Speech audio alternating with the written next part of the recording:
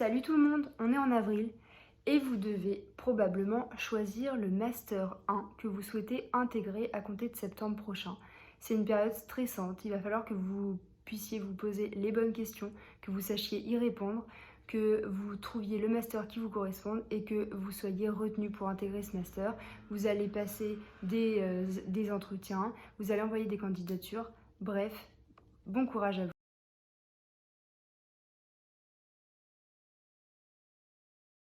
Cette vidéo a pour objectif de vous donner quelques conseils, d'abord sur le choix du master et ensuite sur la rédaction de la lettre de motivation.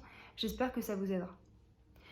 Alors, concernant le choix du master, avant toute chose, j'aimerais vous dire qu'il est important de connaître l'intégralité des masters qui sont dispensés dans le cadre de votre université pour voir déjà si certains des masters de votre université peuvent vous correspondre ou pas. Vous connaissez déjà les professeurs, ça peut être un avantage. Ensuite, il convient aussi de se renseigner sur une grande panoplie de masters qui existe sur le territoire français afin de ne pas se fermer trop de portes. Une fois qu'on a fait cette recherche, on peut commencer à se poser des questions un peu plus précises.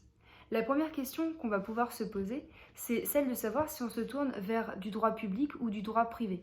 Pour répondre à cette question, vous pouvez d'ores et déjà regarder la couleur qu'avait votre licence. Si vous étiez en droit langue, alors probablement qu'un master de droit public pourrait vous correspondre. A l'inverse, si vous étiez sur une licence de droit privé, peut-être qu'un master de droit privé pourrait correspondre.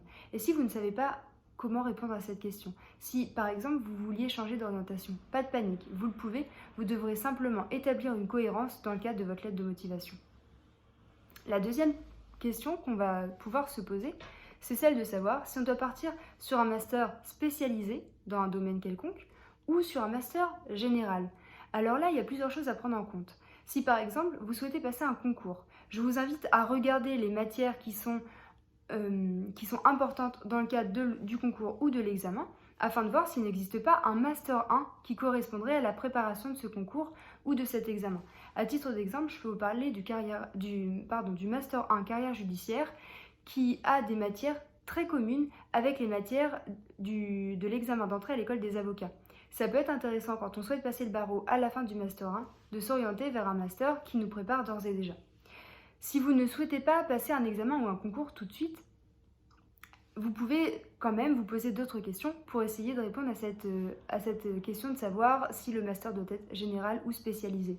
Si vous voulez une profession dans laquelle il est nécessaire de connaître une multitude de domaines juridiques, il est conseillé alors de ne pas se spécialiser et d'aller vers un master dit général. En revanche, si vous savez ce que vous voulez faire, il est peut-être intéressant pour vous d'aller dans un master qui vous spécialisera et qui vous permettra d'avoir un stage final adapté à vos aptitudes et de vous faire déjà une expérience dans le domaine strict du droit, celui qui vous touche et dans lequel vous souhaitez travailler plus tard. Concernant maintenant la rédaction de la lettre de motivation, je voulais vous informer qu'une lettre de motivation comporte 3 parties qui sont précisément définies. La première partie va être celle de votre interlocuteur. Lorsque vous écrivez à un interlocuteur, à des interlocuteurs, parce qu'ils peuvent être plusieurs dans le cadre par exemple d'une codirection d'un master, il est important de montrer que vous connaissez la qualité de votre interlocuteur et que vous connaissez plus ou moins les domaines du master que vous souhaitez intégrer. Vous connaissez certains cours, vous savez dire quel est le contenu de certains cours, bref, vous savez montrer que vous vous êtes intéressé à votre interlocuteur. La deuxième partie vous concerne. C'est là que vous allez vous mettre en avant. Il ne s'agit pas de refaire une liste de ce qu'il y a dans votre CV puisque votre CV sera fourni dans votre dossier. Il s'agit ici par exemple d'établir une cohérence entre une licence et un master qui, en première intention, n'ont rien à voir. Par exemple, vous étiez en master de droit langue et vous souhaitez intégrer un master de droit privé. Il va falloir être capable d'expliquer la raison pour laquelle vous faites ce changement. Qu'est-ce qui vous pousse à changer et que vous établissiez votre lien logique entre ce que vous aviez fait, ce que vous comptez faire et plus tard, à la fin du master 1, bref, votre projet professionnel complet. Il va falloir aussi dans cette partie que vous puissiez rapporter des éléments pour essayer d'expliquer pourquoi à tel moment de l'année, à tel moment de votre parcours, vous avez eu des notes mauvaises dans des matières qui pour autant sont dispensées dans le cadre du Master 1 que vous visez. Si vous avez eu des notes mauvaises ou moyennes dans des matières qui ne font pas partie du Master 1 que vous visez. Surtout, n'en parlez pas.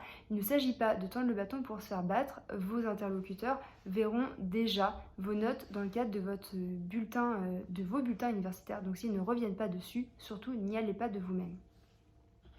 La troisième partie, c'est la partie du nous, plutôt du vous, de votre interlocuteur et de vous. Dans cette partie, vous allez devoir expliquer pourquoi il faut vous prendre, qu'est-ce que vous allez pouvoir apporter à ce master, en quoi vous pouvez être une chance. Dans cette même partie, vous allez dire aussi ce que vous attendez d'un tel master, pourquoi ce master-là et pas un autre. C'est une partie compliquée parce que il va s'agir de se mettre en avant sans pour autant écraser les autres, et il va s'agir aussi de savoir ce que l'on veut. C'est-à-dire que vous êtes jeune, vous n'avez que 3 ans d'études derrière vous, vous n'êtes pas des juristes, et pour autant, enfin vous êtes des juristes par le diplôme de licence que vous allez obtenir, mais vous avez encore un long chemin à faire, et à ce stade-là, vous allez déjà devoir dire ce que vous attendez du master. Ça peut être compliqué. Faites très attention à respecter ces 3 parties, qu'elles soient équilibrées. Évidemment, la partie la plus longue sera la partie du milieu, celle où vous parlez de vous. Et puis, concernant la fin de la lettre de motivation, terminez par une formule de politesse adaptée à votre interlocuteur. Soyez toujours humble dans votre lettre de motivation, mais quand même sûr de vous. Alors, c'est compliqué, c'est un équilibre à trouver. Voilà, j'espère que cette vidéo vous aura aidé. Si vous avez des interrogations, vous avez besoin de conseils ou quoi que ce soit, n'hésitez pas à poster un commentaire. Et au revoir.